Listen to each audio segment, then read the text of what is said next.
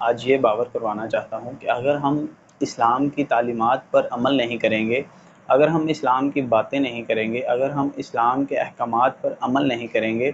تو اس کا نقصان ہمیں یہ ہوگا کہ ہماری آگے آنے والی جو جنریشن ہے، ہماری آگے آنے والی جو نسلیں ہیں، وہ اسلام سے محروم رہ جائیں گی، وہ اسلام کی تعلیمات سے محروم رہ جائیں گی۔ حضور نبی کریم صلی اللہ علیہ وآلہ وسلم کے زمانے میں ایک ہی عقیدہ تھا، ایک ہی توحید تھی، ایک ہی رسالت کا پرچم تھا، لیکن کیا ہوا کہ وقت گزرنے کے ساتھ ساتھ اسلام کے ساتھ کیا کیا گیا، اسلام کی پارٹیشن کر دی گئی، اسلام میں مختلف فرقوں نے جنم لے لیا، اور پھر اس کے ساتھ کیا ہوا، وقت گزرنے کے ساتھ ساتھ ہر فرقے میں وہ گروہ بن گئے، ہر فرقے میں گروہ بن گئے۔ اس کی وجہ یہ تھی کہ جو اغیار تھے، جو غیر لوگ تھے، جو کافر لوگ تھے، ان کو موقع مل گیا اور وہ اسلام پر موقع ملتے ہی حملہ آور ہونے لگے۔ اس کی سب سے بڑی مثال آپ کے سامنے، آپ مرزائیوں کو دیکھ لیں کہ وہ ان کے اپنا نبی ہے، ان کے اپنے اصول ہیں، ان کا اپنا قرآن ہے، لیکن وہ نام اسلام کا استعمال کرتے ہیں، وہ خود کو مسلمان ڈکلیئر کرتے ہیں۔ یہاں پاکستان میں تو مختلف قوانین کے تحت ان کو اسلام کا نام استعمال کرنے کی یا خود کو مسلمان کہلوانے کی اجازت نہیں ہے، لیکن اگر آپ آل ورلڈ دیکھیں، آپ دنیا میں دیکھیں کہ وہ مختلف ممالک میں کس طرح اسلام کا نام استعمال کر رہے ہیں اور وہ کس طرح خود کو مسلمان کہہ رہے ہیں، اور یہ ایک طرح کے اسلام پر حملہ آور ہیں۔ اور آپ پاکستان میں مرزا جہلمی کی مثال دیکھ سکتے ہیں کہ اس کے اپنے نظریات ہیں، اس کا اپنا ایک عقیدہ ہے، وہ لبادہ اسلام کا اوڑھ کر مسلمانوں کا نام استعمال کر کے وہ مسلمانوں کو ہی گمراہ کر رہا ہے،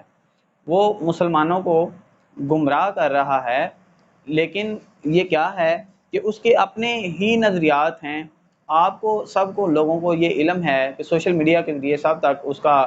جو ہیں گستاخیاں، اس کے جو ہیں کلپس پہنچ رہے ہیں کہ نعوذ باللہ وہ کس طرح اولیاء کرام کے بارے میں، انبیاء کرام، یہاں تک کہ اس نے انبیاء کو بھی معاف نہیں کیا، انبیاء کے بارے میں بھی وہ کس طرح کی زبان استعمال کرتا ہے، وہ کس طرح کی بکواسات کرتا ہے۔ تو اس طرح کے حملہ آور جو ہیں وہ صرف اسی وجہ سے اسلام پر آسانی سے اسٹرائک کر دیتے ہیں، اسلام پر موقع ملتے ہی حملہ آور ہو جاتے ہیں، کیونکہ مسلمانوں کو قرآن سنایا تو جاتا ہے لیکن اس کی تشریح، اس کی تفسیر سنانے سے گریز کیا جاتا ہے۔ تمام مکتبہ فکر کے جو علماء کرام ہیں، میری ان سے گزارش ہے کہ نئی جنریشن کو صرف شور و غل کی محافل اور نعت خوانی، ثنا خوانی اور نعرہ بازی تک محدود نہ رکھا جائے، بلکہ ان کو اسلام کی تعلیمات سے روشناس کروایا جائے، کہ ہم پھر یہ نہ کہیں کہ اب پچھتائے کیا ہو جب چڑیاں چگ گئی کھیت، کہ جب پانی سر سے گزر جائے تو پھر ہم کہیں کہ ہمیں پہلے اس عوام کی اصلاح کرنی چاہیے تھی۔ میری سب مکتبہ فکر کے علماء کرام سے گزارش ہے کہ خدا را نئے نئے فتنوں سے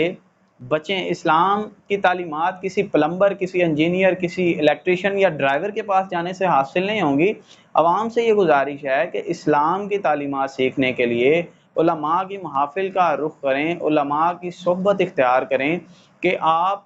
کی سمجھ میں اگر ایک عالم کی بات نہیں آتی، آپ کے مسلک کا جو عالم ہے اس کی سمجھ میں آپ کو اس کی سمجھ نہیں آ رہی، آپ کو وہ قائل نہیں کر سکتا، تو آپ غیروں کے پاس جانے کے بجائے، آپ کسی پلمبر، انجینئر یا ڈرائیور کے پاس جانے کے بجائے آپ اپنے مسلک میں دیکھیں کہ جو آپ کے جید علماء کرام ہیں، آپ ان کے پاس جائیں اپنا دین سیکھنے کے لیے۔ اگر آپ کسی ایک عالم سے متفق نہیں ہو سکتے تو آپ ان کے پاس اپنے مسائل کا حل تلاش کریں، ہو سکتا ہے آپ کی جو سوچ ہے اس کو وہ بہتر طریقے سے قائل کر سکیں۔ تو خدا را مسلمان ہوش کے ناخن لیں کہ یہ وہ دین ہے کہ ایسا نہ ہو کہ آگے جو ہمارے آنے والی نسلیں ہیں وہ صرف قرآن کو اصل حالت میں دیکھیں، جبکہ جو باقی سارا دین ہے، باقی جو اسلام کی تعلیمات ہیں، احادیث ہیں، جو باقی سارے قرآن کے احکام ہیں، وہ ان کو تحریف شدہ پائیں اور وہ کہیں کہ یہ جو نبی آخر الزمان دین لے کر آئے تھے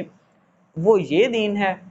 لہٰذا علماء کرام سے، عوام سے گزارش ہے کہ ایمان اور ہدایت کی فضا قائم کریں، اسلام مسلمانوں میں اتحاد بنانے کی کوشش کریں، اور اللہ سے یہ دعا ہے کہ اللہ تعالی ہمیں اسلام کی تعلیمات سیکھنے اور آگے سکھانے کی توفیق